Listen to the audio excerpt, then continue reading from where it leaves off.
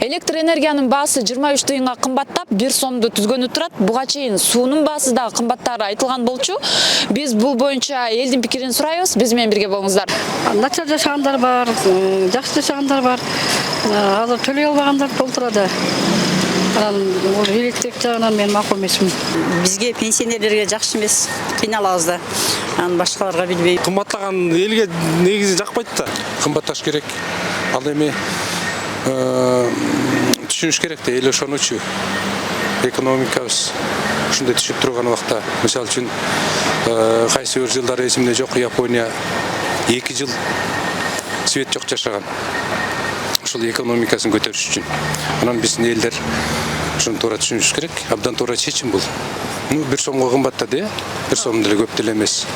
Ошончо колдонуп атабыз. Эми 1 сааттан өчүрүп атышат. Андан эч коркунуч жок. Эми электринасын 1 сомдон кылып, анан жанагы чектөөнү алып салса болот эми. Кичине жардам болот да мамлекет. Кымбаттаганы жаман дешим, баягы карапайым элдерге жаман да баягы. Баары бир деген акчаны көбөйттүк деп кымбаттатып атат, бирок акча деле баарына көбөйткөн жок да.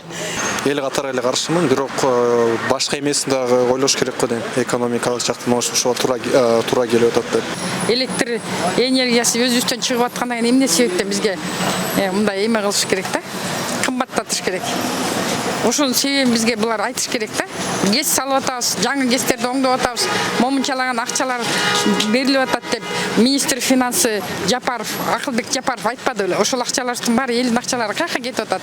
Ошол вопросту баарын тең биздин жогорку кеңешке коюшубуз керек. Эмеге дагы президентибизге да кайрылышыбыз керек. Биз өтө эле каршыбыз буга. Себеби энди азыр элде продуктыларда кымбаттаганына байланыштуу элдин баары тең жакынчылыкка баратабыз. Шартка карата ошондой боло берет го дейм. Азыр баары эле кымбат болуп атпайбы? Анан сууну да кымбаттатып атат. Карапайым калкка канча керек, арзаныраак болгон жакшы го? Нааразымын. Суу өзүбүздөн чыгат. Туурабы? Карапайым эле кыйналат, чоңдор кыйналбайт. Алардын домкраты күчтүү, акчасы баары запас. Бизге окшогон карапайым кыйналат. Карапайым элге ал уже оор болуп атат да. Биякта айлык акысы көтөрүлбөй эле баары жоктор төмөн. Өзүнүн жумушун кылат да, биз билбейм. Балким ал туурадыр. Так айта албайм да, туура эмес депчи. Балким ошол керек болуп атканда деп ойлойм да азырчы. Ошондой муказдык жаралып атат. Жоопкерчилик биздин моюнда эмес ал жөнүндө. Эгер жөн көтөрүп аткан болсо аны жооп беришет да. Көбүнчө макул эмес маза. Эл аны анча жакшы маанай менен кабыл албайт го дейм. Анан суу да көтөрүлөт деп атышат. Бул дагы ошого кошумча болот го деп ойлойм да.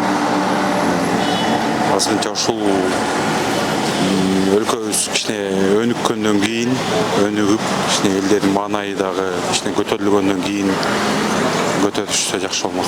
Туура эмес эле кабыл алабыз. Азыр күн суук еще. Элди деле ойлош керек. Я против, на самом деле, повышения цен на электроэнергию, повышения цен на коммунальные услуги, потому что благосостояние народа не растет. Өзүбүздөн болгондон кийин эле нормальный үш эле ценада то берсе болмок. Элге кыйын болуп кетет го.